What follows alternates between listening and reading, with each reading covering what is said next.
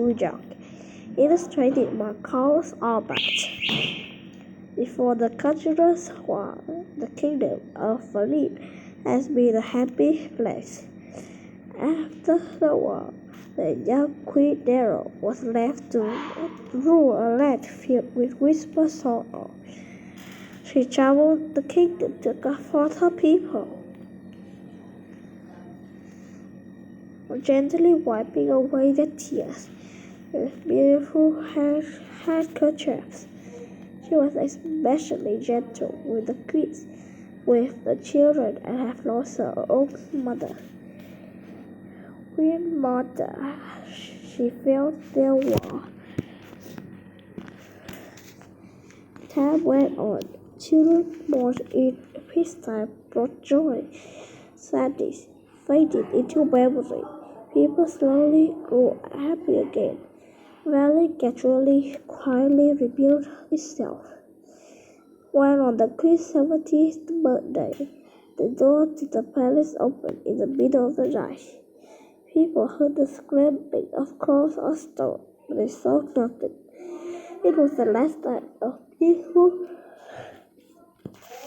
sleep for Valley's children. Queen never no longer left the palace to see her people. 10 years after, a young girl named Leila, sitting in the darkness for her mother Pegwest's room. She was watching for something, though she didn't know what. Every few moments, Pegwest would start or mumble something in his sleep. She has to hold back a giggle. For 10 years, the children of Valley had experienced tearful nightmares every night. All except lately, while other children tossed, turned, and wept in their sleep. The left slumbered quietly. No one visible. The left to watch was blocked by the same terrors.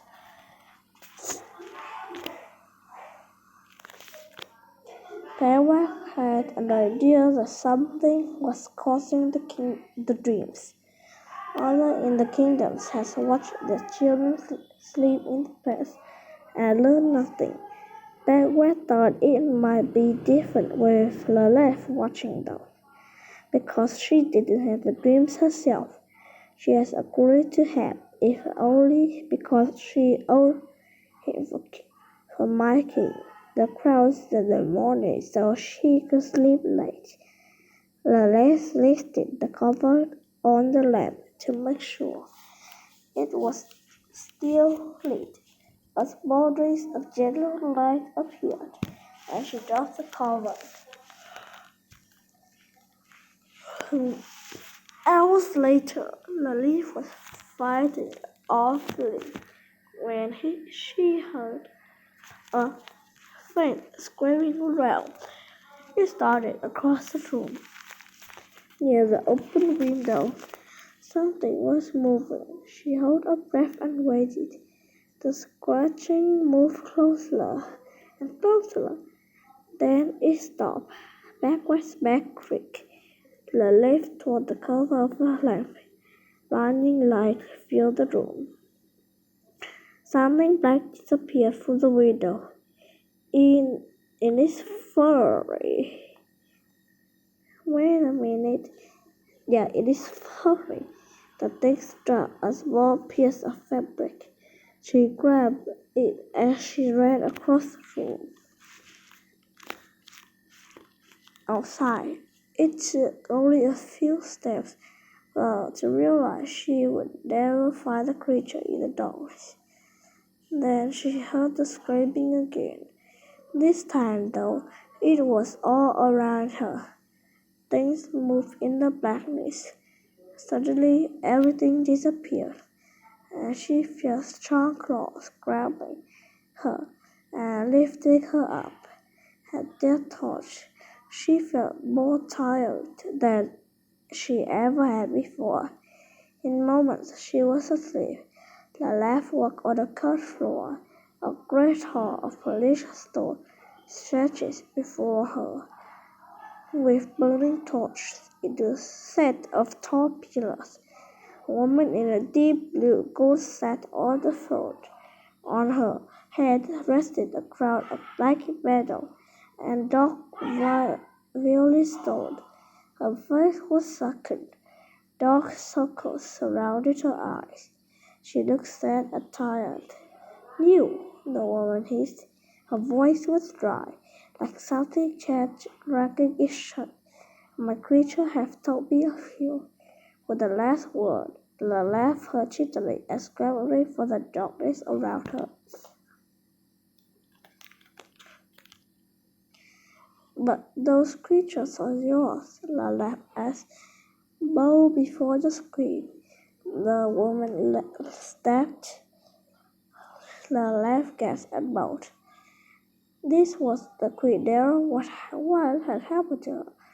"Your Highness, I was filled." The left feels silent. "Don't speak." The queen's voice had dropped down to a rest. "You are different from the other children. You do not weep at night. Perhaps you have royal blood, and you come from the line of conjurers." The left child to complete she was only a peasant girl who had had her parents on this small farm. "No matter," the queen interrupted. "You will never leave this place." The queen raised her head in darkness around the edges of the hall. Things began to move. They crawled and scrambled over each other into the line toward the left. The left gasped. In the darkness, the creature had been frightening, but now that the left could see them clearly, they looked ridiculous. They were thin and covered with dark fur, except for one spot around their bellies. Their fearsome claws made them waddles like the fat chickens on her parents' farm. Their large black eyes made her think of the puppy's face when he knew he'd done something bad. The left couldn't help herself. She began to snicker, then giggled, then howled with laughter. She was laughing so hard she was crying. The fabric she found on the backwest bedroom floor was still in her hand. She used it to dry her tears. One of the creatures darted from the crowd and snatched the handkerchief. It scrambled to the screen and offered the cloth to her with a bowl. Queen now dropped the fabric into a bowl of dark liquid that started to bubble with shaking hands. She brought the bowl to her lips and drank. Slowly, she began to stand up. Her face brightened, softened, until a beautiful woman stood before the lamp. After a few moments, Queen Nell gave her a smile. "I need to tell you a tale," she said.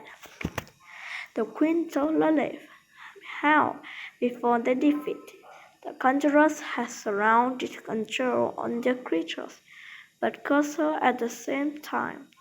The queen had to drink a potion made with children's tears every day, or she would die. To make matters worse, if the queen has any children, the curse will pass down to them. For some time after the war, people were still suffering.